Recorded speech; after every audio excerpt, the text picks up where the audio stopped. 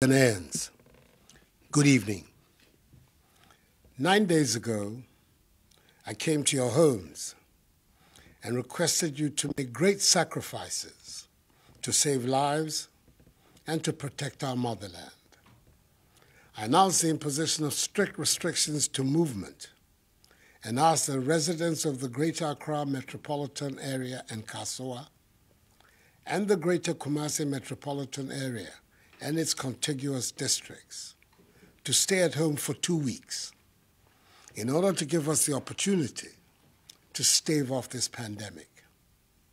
As a result, residents of these two areas had to make significant adjustments to our way of life, with the ultimate goal being to protect permanently our continued existence on this land.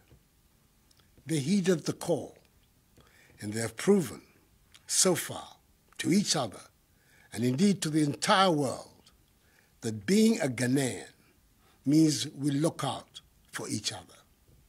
Yes, there are a few who continue to find ways to be recalcitrant, but the greater majority have complied and have done so with calm and dignity.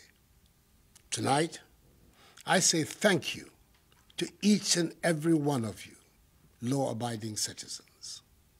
Let me thank in particular all our frontline actors who continue to put their lives on the line to help ensure that we defeat the virus.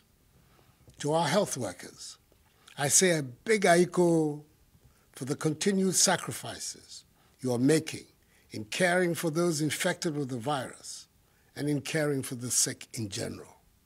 You are the heroes and heroines of our generation, and government will do all in its power to provide you with the relevant tools to do your work effectively.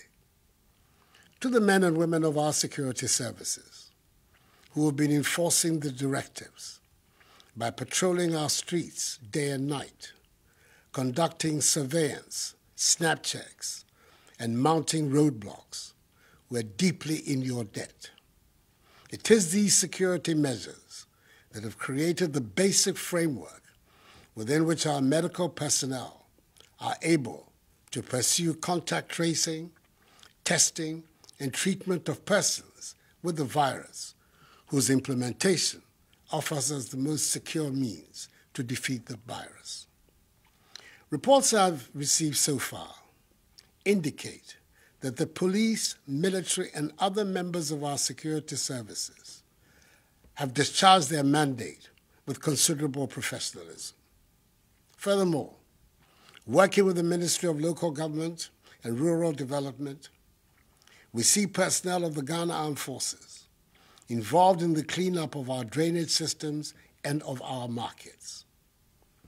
In the very few instances where members of our security agencies have employed the use of excessive force against the citizenry in enforcing the restrictions on movement, the Inspector General of Police and the Chief of Defense Staff of the Armed Forces have taken steps to investigate such incidents, and they have given me the assurance that those found culpable will be duly sanctioned. Thus far, the alleged wrongdoers have been withdrawn from the ongoing exercise. To enhance command and control, more senior officers have been deployed at the operational level, and each member of our security services participating in the exercise has been handed an aid memoir highlighting essentially the guidelines for the operation. However, I'm extremely perturbed by the actions of a few unpatriotic persons who are deliberately passing off and circulating old videos of alleged brutality by members of the security agencies, largely of foreign origin, and presenting them as though there were new incidents by Ghanaian security personnel which have occurred during the course of this past week. It is sad, it is unfortunate, and it must end.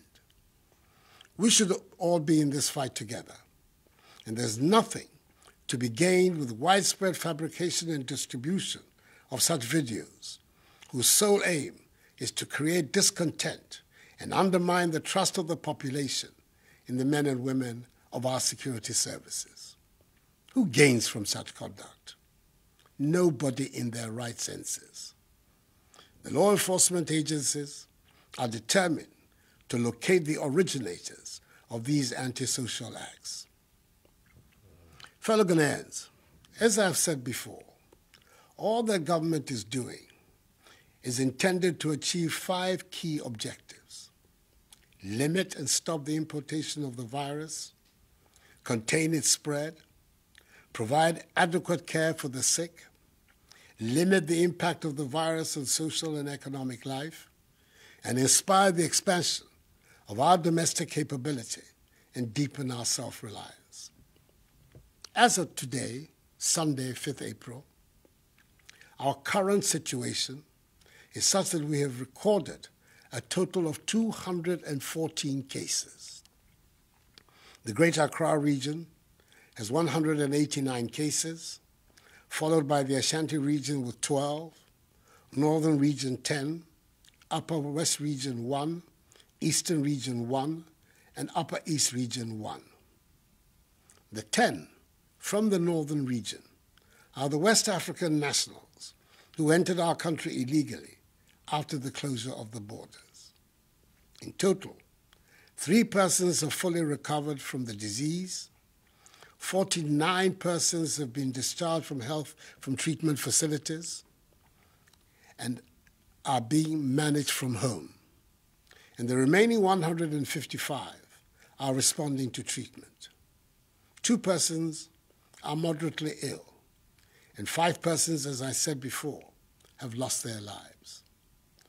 Of the 1,030 travelers who were mandatorily quarantined and tested on their arrival in Ghana on the 21st and 22nd of March, 79 were initially found to be positive, and appropriate arrangements were made for their isolation and treatment.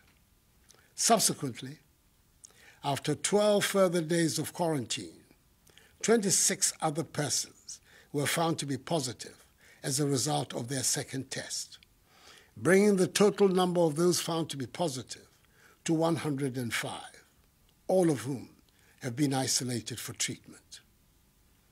Of the remaining 925 persons who have undergone 2 tests and found to be negative, 804 have been released from quarantine to join their families.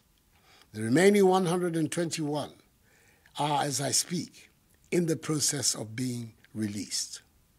I want to thank all of them and their families and loved ones for their understanding and cooperation with the stringent procedures the government was forced to deploy in the public interest. Efforts also at contact tracing have been ramped up over the course of the past week. Indeed, for every confirmed case of COVID-19, all the contacts have been listed, monitored, and tracked. Additionally, in the home or place of work of a confirmed case, all persons, be they at home or at work, have been tested, whether they had symptoms or not. Within the locality or neighborhood of a confirmed case, the opportunity is also being provided for persons to undergo voluntary testing to ascertain the extent of community spread. We are thus about to enter a critical phase of our fight in the coming week, as the Ghana Health Service is due to receive the results of some 15,384 out of 19,276 persons who have been reached through contact tracing. It is the results of these tests that will determine our future course of action. Government's policy and measures will continue to be driven by the science in this matter. The Ghana Academy of Arts and Sciences and the Center for Scientific and Industrial Research, CSIR, are now partnering government in the struggle. I met with their representatives on Friday and arranged with them a mechanism for the realization of this partnership. The nation and I appreciate their involvement. So in the course of the coming week, a determination will be made as to whether or not to extend the duration of the 2-week restriction on movement and the implementation or otherwise of any more enhanced measures to deal with the virus. I have, however, by executive instrument, extended the closure of our borders for 2 more weeks until further notice. The data tells us that the overwhelming majority of confirmed cases came from travelers or from people who have come into contact with travelers. Fellow Ghanaians, tonight I stand before you to ask for your continued patience, support, vigilance, and adherence to the measures. Let each one of us play his or her part to enhance our collective efforts at containing the spread of the virus, which will enable us to hasten the lifting of these restrictions and returning the nation to normalcy. I was encouraged by the appreciation of government's handling of the pandemic and the offer of support by the leadership of the major political parties in the country when I met with them on Friday. I applaud Parliament's decision to call off its planned recess and be on standby to aid in the fight against the virus. I thank staff of the University of Ghana's Noguchi Memorial Institute for Medical Research, the Kwame Nkrumah University of Science and Technology's Kumasi Center for Collaborative Research, and the National Public Health Reference Laboratory of the Kolebu Teaching Hospital for the solid work they are doing for Mother Ghana. I'm very grateful to the individuals and institutions who have responded to my appeal for donations to be made into the COVID-19 National Trust Fund, which has been established to complement government's fight against the virus and to assist in the welfare of the needy and the vulnerable. A total amount of some 8,750,000 cedi, which includes 600,000 United States dollars, have been received so far for this purpose. I'm happy that so many appointees of my government have also followed my example by donating their salaries to the fund. We are in difficult times, and that is why I directed the Minister for Finance to send to Parliament the Coronavirus Alleviation Program, whose objective is to protect households and livelihoods, support micro, small, and medium-sized businesses, minimize job losses, and source additional funding for promotion of industries to shore up and expand industrial output for domestic consumption and exports. Through this program, the Ministries of Gender, Children and Social Protection, and Local Government and Rural Development, and the National Disaster Management Organization, NADMO, working with MMDCEs and the faith-based organizations, have begun to provide food for up to 400,000 individuals and homes in the affected areas of the restrictions. This began in Accra today and will begin in Kumasi tomorrow. It will come in the form of dry food packages and hot meals, and will be delivered to vulnerable communities in Accra, Tema, Kumasi, and Kasua. Again, the Ghana Water Company Limited and the Electricity Company of Ghana have been directed to ensure the stable supply of water and electricity during this period. In addition, there will be no disconnection of supply. Furthermore, government will absorb the water bills for all Ghanaians for the next 3 months, i.e. April, May, and June. All water tankers, publicly and privately owned, are also going to be mobilized to ensure the supply of water to all vulnerable communities. Government, in collaboration with the National Board for Small-Scale Industries, business and trade associations, and selected commercial and rural banks, will roll out a soft loan scheme up to a total of 600 million cedis, which will have a 1-year moratorium and 2-year repayment period for micro, small, and medium-scale businesses. Fellow Ghanaians, it is vital that we protect the lives of our frontline health workers who are risking their lives every day to battle this virus. That is why government is placing a high priority on the procurement of personal protective equipment for them. Thus far, 350,000 masks, 558,650 examination gloves, 1,000 reusable goggles, 20,000 coveralls, 7,000 N95 respirators, 500 waterproof gumboots, 2,000 reusable face shields, 2,000 gallons of hand sanitizers, 10,100 milliliter pieces of hand sanitizers, and 500 shoe covers have been sent to the regional health directorates for onward distribution to the district health directorates for use by our health workers in all the districts. That the Minister for Health is ensuring that they reach the health workers. This notwithstanding, government is aware that more needs to be done, especially in the face of the global shortage of PPEs. It is for this reason the government is actively engaged with local manufacturing companies to assist them in the domestic production of PPEs, and I'm encouraged by the response from the Ghanaian private sector. Domestic production of face masks, head covers, surgical scrubs, and gowns will commence from Tuesday. For example, 3,600,000 face masks will be produced domestically with an output of 150,000 per day.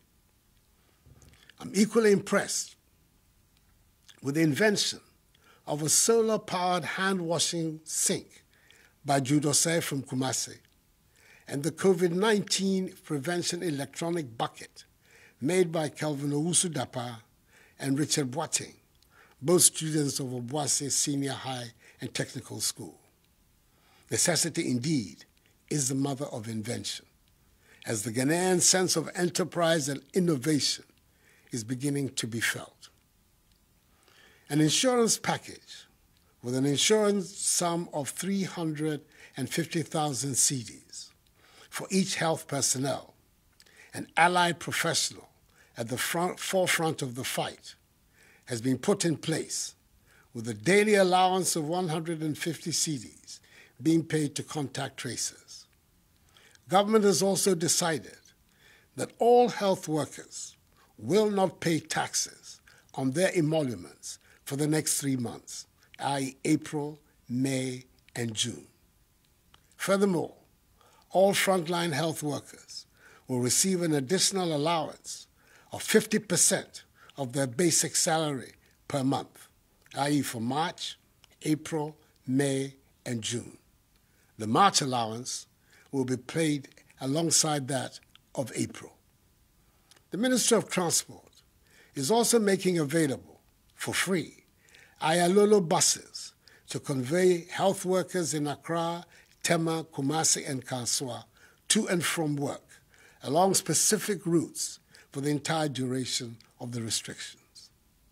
I'm happy that operators of public transport, such as trotros and taxis, are largely adhering to the admonition to observe social distancing in their vehicles. Each one of them should do so.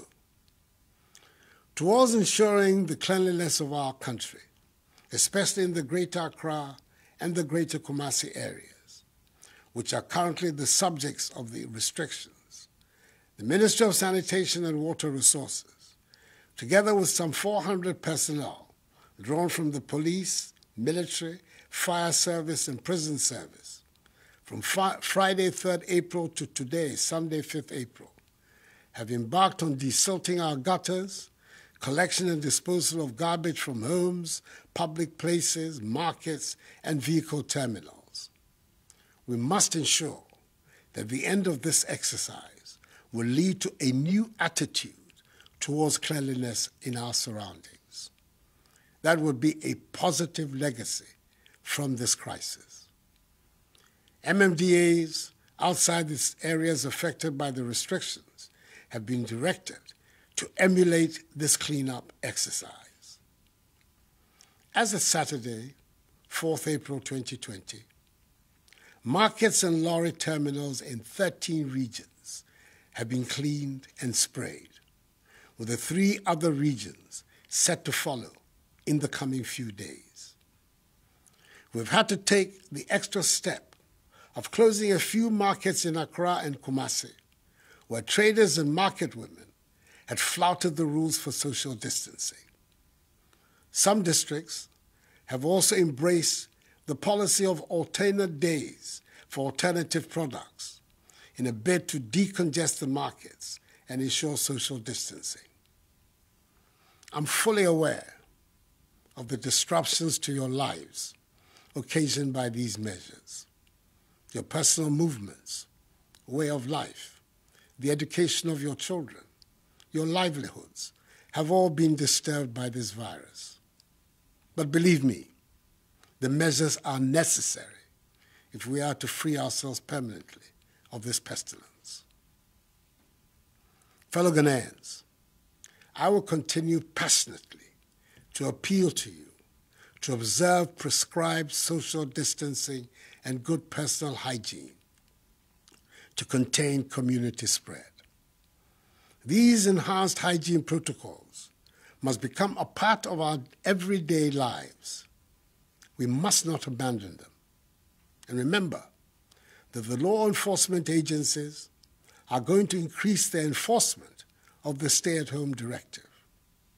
Do not leave your homes other than for the essential stipulated reasons. The cynics question our capacity for the maintenance of discipline in this period and in its aftermath. However, I am confident that we will prove them wrong. Ghanaians always rise up to the occasion, and we will do so again. United, we're going to win this battle. I'm privileged to be speaking to you on a sacred day of the Christian calendar, Palm Sunday, which ushers in the Holy Week to commemorate the passion and sacrifice of Jesus Christ. Let his example unite all of us, Christians, Muslims, all Ghanaians, in our care for each other and in our resolve to overcome this challenge. This too shall pass. Together, let us ensure that the scourge of this virus becomes nothing but a temporary blip on the fortunes of our nation. And we will go on to realize the vision and aspirations of our forebears who envisaged Ghana to be a free, democratic, prosperous nation, the beacon of freedom and justice, the Black Star of Africa, the harbinger of a new black civilization in which the dignity and prosperity of black people everywhere are assured. May God bless us all and our homeland Ghana and make her great and strong. I thank you.